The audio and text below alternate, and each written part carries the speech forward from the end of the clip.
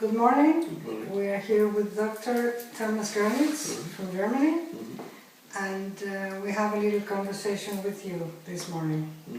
Can you tell us a little bit of your area of expertise? Yes, I'm a trained physicist and I worked long times in theoretical physics, mathematical physics, and in the last years of my professional work, I worked also as a trainer, as a professor for didactic of physics. So I think I can allow me to present physics in an understandable way. Okay. So I have the mathematical background and also the ideas to interpret physics in a more philosophical way.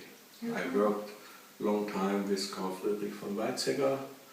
He was a very popular physicist and philosopher in Germany, and so I think that I have worked for nearly 30 years about quantum physics and cosmology, and in the last years also to the relation of quantum physics not only to brain but to mind, which is a difference. And I think modern physics, especially quantum physics, allows to understand what mind is in a scientific way, not only in a philosophical way, but also in a scientific way.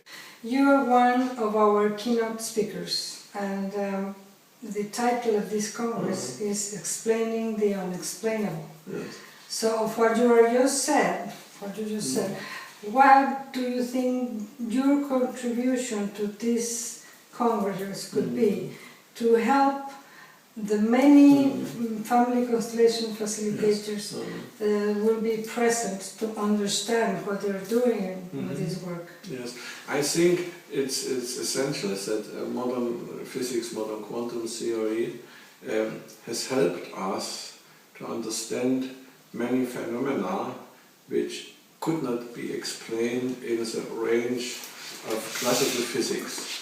So modern time in science allows to say our thoughts are equally real as our brains. And I think that some of phenomena which are common in mystics experiences or also in your work, constellation work, which cannot be explained in the framework of physics of the last century, of the century before the last century, classical physics, can be, there is an open possibility to understand this in the framework of quantum theory, that there can be correlations between different persons which are not, which could not be understood in the frame of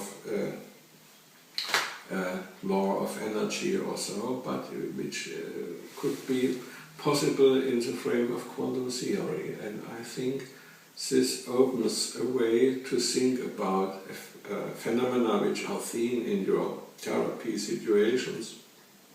So we can say it must be not against science that such things happens. It's not a proof that it must happen, but it can happen. This is the difference. You must speak very careful about such phenomena, but these are possibilities which opens a new way of thinking which was impossible before. So do you think there can be a dialogue between different disciplines regarding the same subject as physics, neuroscience, Eastern mysticism, that you can get into that dialogue talking about these issues?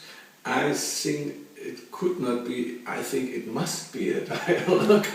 There's need for this because we have one unit world, and science, the different sciences look from different points of view on this one reality. And so I think they have to talk one with another to get a complete picture of the things that happen. Okay. Yes, I think so.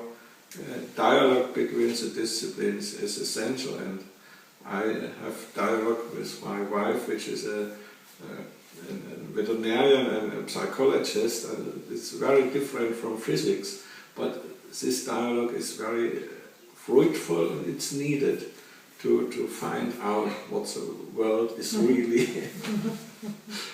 Well, thank you very much, Dr. Thomas Go, and we see you in Acapulco. Fine, I'm looking forward. Thank you very much.